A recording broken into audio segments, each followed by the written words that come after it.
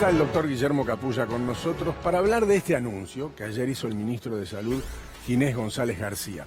En los últimos tiempos se dio una polémica en Argentina por un protocolo. Y en realidad ese protocolo generó una gran discusión y una gran confusión, porque en realidad el aborto en Argentina tiene un marco legal en el Código Penal para determinadas situaciones. Lo que se intentó tiempo atrás y después fue votado o vetado por el presidente Mauricio Macri, fue establecer un protocolo, es decir, una línea de procedimiento antes de ejecutarlo, o no, en este caso, si hay libertad de conciencia. Pero vamos a escuchar primero el anuncio del ministro y después lo charlamos con el doctor Capulla. El intento de este protocolo, esta concreción, tiene que ver con la actualización. El protocolo ha sido actualizado varias veces y va a seguir siendo actualizado. ¿Y cuáles son las dos razones centrales para actualizarlo?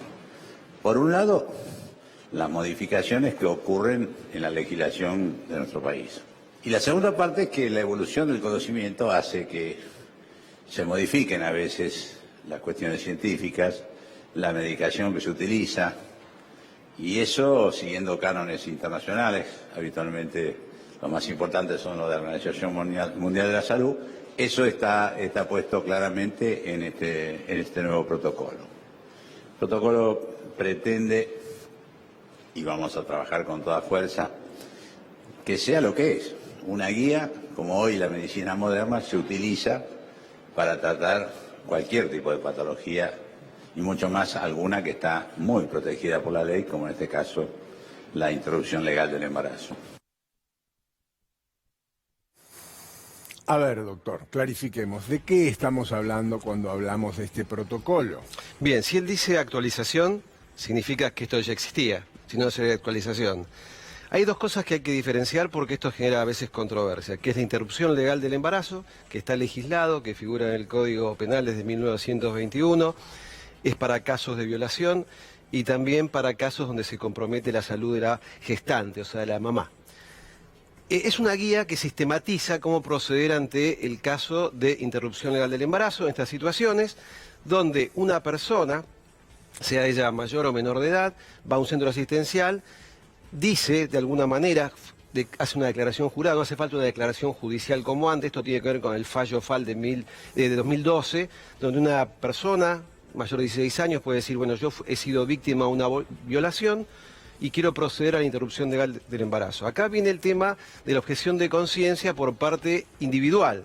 Yo como médico puedo decir, no, yo no voy a hacer un aborto, aunque sea legal, aunque la ley me proteja de esto, porque... Sí, porque mi religión no me lo permite, o porque mi moral no me lo permite. Puedo decirlo yo, puedes decirlo vos, pero siempre hay alguien que está dispuesto a hacerlo. Pero en la institución tiene que haber alguien que esté dispuesto a hacerlo. Bien. Y esto es lo que decía Ginés González García, que a nivel institucional tiene que haber alguien que solucione esta situación. ¿Por qué dice esto el doctor y por qué lo del protocolo? Porque habitualmente se da, sobre todo en algunas provincias del interior, en todos lados, tampoco quiero decir que hay unas grandes diferencias en este aspecto, sino que se da un poco más en algunas provincias del interior.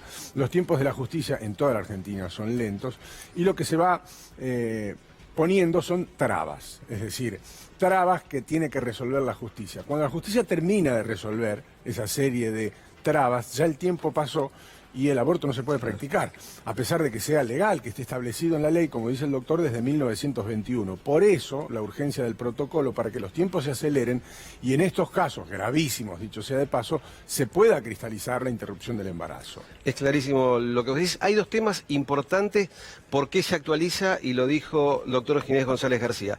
Uno tiene que ver con los cambios a nivel legal, entonces hay que actualizarlo, y también la medicación que se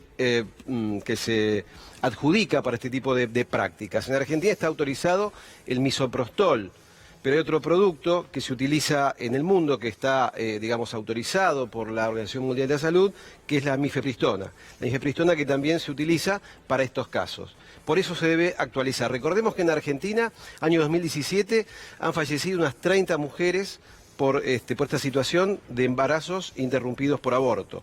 Y si uno analiza la cantidad de egresos que ha habido en la República Argentina en 2017, fueron 45.968 egresos por problemas en el aborto, principalmente clandestino. Estos datos habían sido publicados en el Boletín Oficial, uno de los últimos anuncios en el gobierno de Mauricio Macri, y fue vetado luego por el presidente, y le costó el puesto al secretario de Salud, que se había dado de baja con esa decisión del presidente, plazo de 10 días corridos, ¿sí? 10 días corridos desde que se presenta la persona hasta que se ejecuta finalmente la interrupción.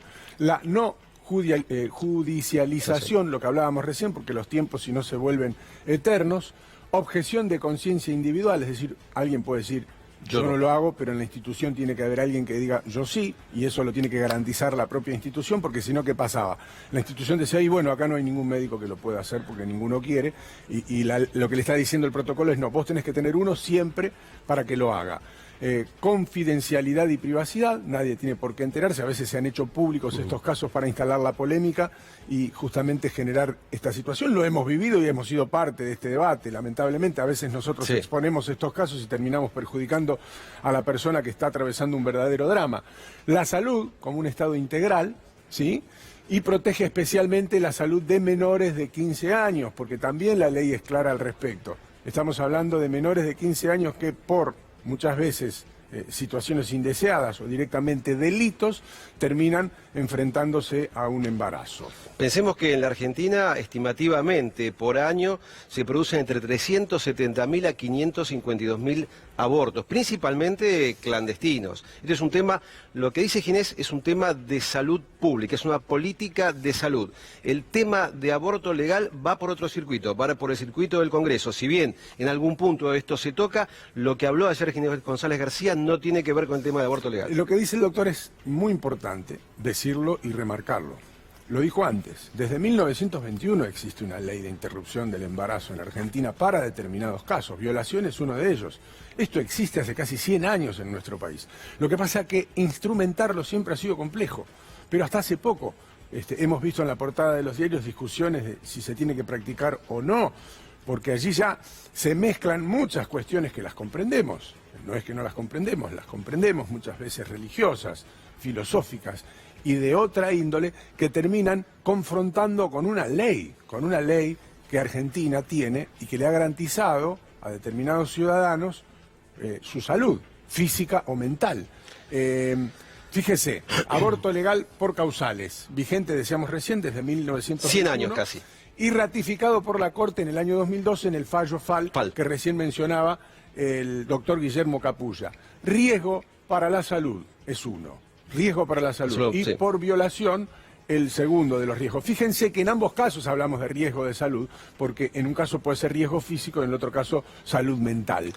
Porque muchas veces los nacimientos han terminado en un verdadero drama. Acá hay un punto importante que ha cambiado la legislación que tiene que ver con la declaración judicial cuando era violación.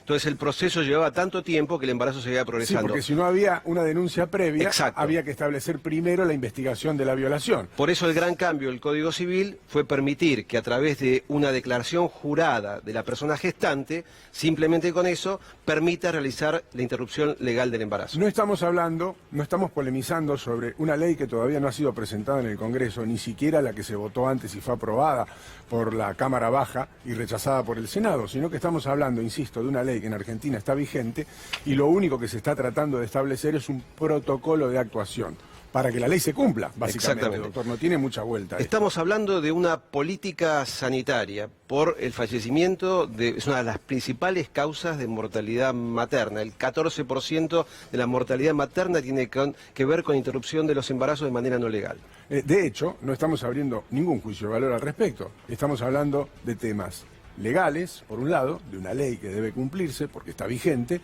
y de cómo instrumentar esa ley. Para eso hay un médico hablando de esta situación y por eso estamos tratando de contemplar los datos de esa ley. Ahora, a título personal le pregunto, doctor, lleva muchos años usted en centros asistenciales. Sí.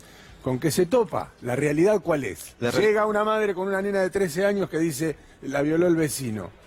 ¿Frente a qué se encuentra? ¿Cuál es la recepción? Al gran temor, principalmente al gran temor de los médicos en el tema legal, al juzgamiento por nosotros mismos, por los pares, y a una situación que es incierta y desconocida para muchos de nosotros. Por eso es importante que exista una guía sistematizada para la atención de estos pacientes. Es importantísimo que exista para que la persona que no tenga, digamos, la posibilidad de objeción de conciencia o que pueda decidir realizar una interrupción del embarazo de manera legal el profesional, esté tranquilo que está amparado y cubierto por la ley.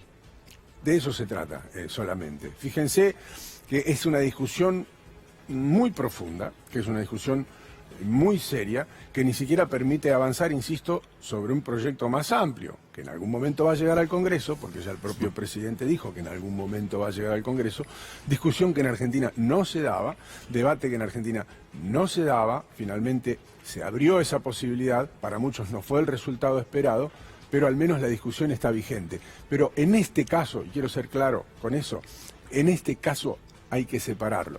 Estamos hablando de otra cuestión. Insisto, aunque reitere y aunque puede que sea muy insistente con este punto, la ley está vigente. La ley está vigente hace muchos años en Argentina, casi 100 años. El problema fue las trabas que esa ley fue encontrando a lo largo de estos 100 años para poder implementarse correctamente. ¿Sí? Eso es todo. Lo que se está intentando, no desde ahora, desde hace mucho tiempo, como dice el doctor, para no poner incluso a los médicos en una situación incómoda, porque hay algunos que tienen muy claro lo que quieren hacer y lo que no quieren hacer, o en todo caso cuál es el resguardo legal que tienen, y otros no lo dan por seguro. Y también tampoco quieren exponer ni su propia matrícula ni su propio prestigio frente a una situación incierta. Por eso el protocolo tiene que ser claro, doctor. Si es muy claro, el riesgo de que un médico tome un riesgo en una decisión es mucho menor. Acá hay dos cosas muy importantes, Guille, y estoy atento a lo que estás contando vos, que tiene que ver con el derecho de las personas, y esto no es una batalla de los antiderechos, las personas de derecho, la verdad que es un tema bastante ríspido, árido para poder transitar, pero también tiene que ver con esto, con la responsabilidad que tenemos nosotros en el sistema efector de salud. Es una responsabilidad enorme frente a un caso de una chiquita de 14, 15, 16, 18 años que ha sido víctima de una violación. De hecho, el caso FAL se refiere a algo de este tipo, una chiquita chubutense que fue violada por su padrastro y su madre la llevó a un centro asistencial para que se le practique un aborto legal. ¿Se le practicó o no? La verdad que no lo recuerdo, pero creo que sí fue. Pero fue una gran polémica, ¿se acuerdan? 2012 sí, fue estuvo eso. en la portada de todos los diarios, pero no, insisto, no es el único caso, ni es el único que se expuso públicamente, que también es un problema cuando un caso trasciende la puerta del centro asistencial, porque allí la polémica se estira, si se me permite el término, ya a otros segmentos donde no hay discusión al respecto porque está legislado. Y en esto hay que ser claro. Porque también hay que ponerse en los zapatos de cada uno. Si sos una persona que tiene 12, 13 años, fuiste víctima de una violación, de un abuso, estás embarazada, tenés todo el derecho del mundo como ciudadana a plantear esta situación porque la ley así lo plantea, acompañada por un adulto, no hay razones para que eso se demore de manera arbitraria hasta que el embarazo llegue a un punto donde no se pueda practicar la interrupción y obligar a esa persona de 12 o 13 años a ser madre de un hijo concebido durante una violación, por ejemplo. Y otro caso claro puede ser, mirá, te podés morir. Si no interrumpís este embarazo, te podés morir, lisa y llanamente, más allá de tu edad, te podés morir, te lo dicen así. Hay que interrumpir el embarazo y también encontrarse con las mismas trabas. Es para estos casos, no para otros, para estos casos. Después un tema importante que tuve la oportunidad de participar hace unos 8 años aproximadamente, con respecto a estos casos de embarazos terminados en aborto y qué pasa después. Y los temas de la anticoncepción, donde también el Estado tiene que estar presente, y de hecho está presente y estuvo presente en estos casos de chiquitas que han sido violadas o personas que requieren tratamientos anticonceptivos, educación, digamos, por eso se llama atención integral. No es solamente esto, sino qué va a pasar después, a dónde va de vuelta esa persona, a dónde va esa chiquita de vuelta, a qué hogar, con qué se va a encontrar. Estamos hablando de derechos. Y tranquilamente un médico puede estar mirando este programa, este canal, y decir, bueno, ¿y cuál es mi derecho a decidir después de mi juramento hipocrático, ¿no? Yo tengo una manera de pensar y quiero llevarla adelante. Me parece bien y tiene todo el derecho del mundo.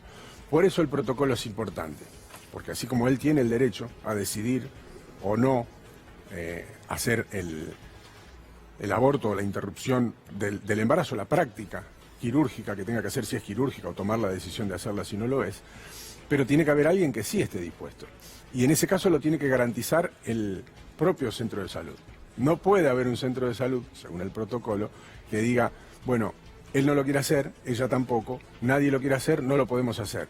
El protocolo dice, bueno, evidentemente antes de tomar a toda la plantilla médica, tenés que tener uno cuya conciencia le permita llevarlo adelante. Y lo dice la ley. No lo estamos diciendo nosotros, ni lo dijo Ginés González García, ni fue una invención de un lunático. Esto se decidió hace muchos años, ya en Argentina, hace 100 años, y por alguna razón, muchas veces difícil de explicar, otras veces con una explicación ilógica, pero explicación al fin, todavía no se pudo instrumentar, casi 100 años después.